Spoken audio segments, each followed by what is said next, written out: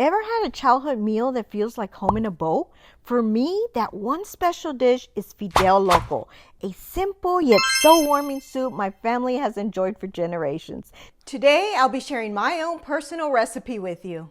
We'll start by blending a sauce, which makes it extra delicious. So don't just throw the ingredients in your pan. You want to blend these first. We're going to start with 3 Roma tomatoes you want to cut in quarters and add to a blender. 4 fresh garlic cloves. The leafy part of 1 bush of cilantro. For seasoning, add 1 tablespoon of cumin, 2 teaspoons of oregano, 1 tablespoon of chicken bouillon. If you only have them in cube form, you can just add 3 cubes. 1 tablespoon of caldo de tomate, which is the tomato bouillon. Again, 1 tablespoon is equivalent to 3 cubes. Now add 1 cup of water, then you want to crush and blend. And you'll wind up with this. Let's set our sauce aside for now. In the meantime, you want to chop and dice half an onion. Peel 2 to 3 potatoes. I ended up doing 3. We're going to cut these into smaller cubes. An easy way to cut your potato is to cut one end off. That way you can lay your potato flat and it's stable. It doesn't move around when you're cutting. Then you want to cut a few slices. Now take each slice, cut into half or into thirds, and start chopping away, and it'll give you some small cubes. In a soup pot, you want to start browning 2 pounds of ground beef. I love using this meat chopper. It does a great job breaking everything up.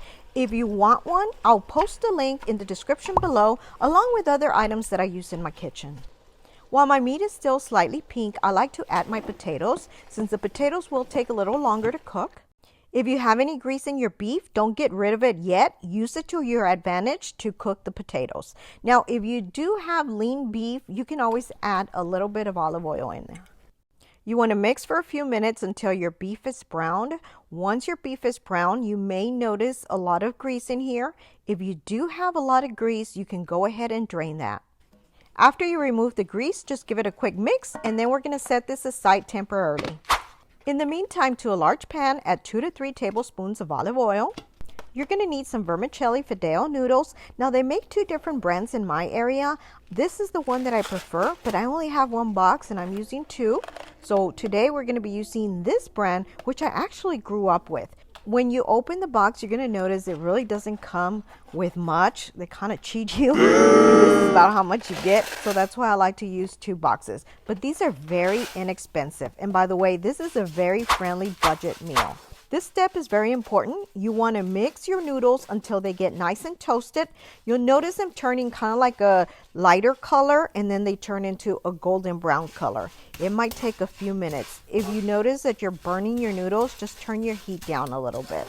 You want them toasted, not burned.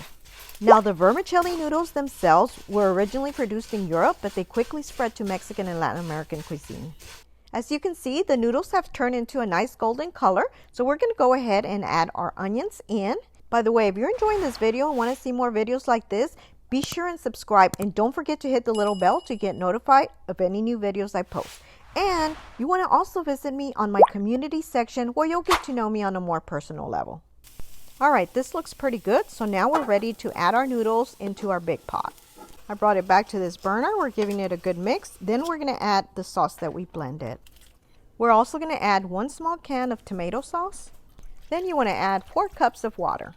I also like to add 2 slices of jalapeno for a little extra flavor. Now, this is not going to make it hot. If you do like it hot, then you can add more, but I only do 2. Now we're ready to add salt and pepper to your taste. I'm going to turn my heat up to high just to get it to a nice simmer.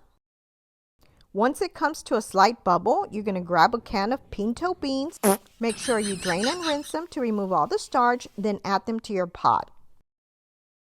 You want to cover it, turn your heat down to low, and we're going to cook these for 20 minutes or until your potatoes are tender.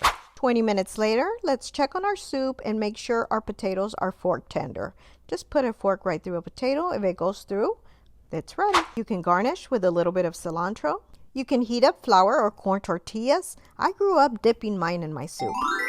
I really hope you enjoy this taste of my heritage and that it brings you as much joy to your table as it has to mine. If you enjoyed this video, you can support me by liking, sharing, and subscribing. Thanks for your support. If you haven't already subscribed, please be sure to do so below or hit my little picture on the side.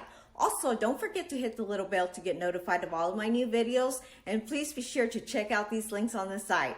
Share with your friends. Thanks for watching and your support.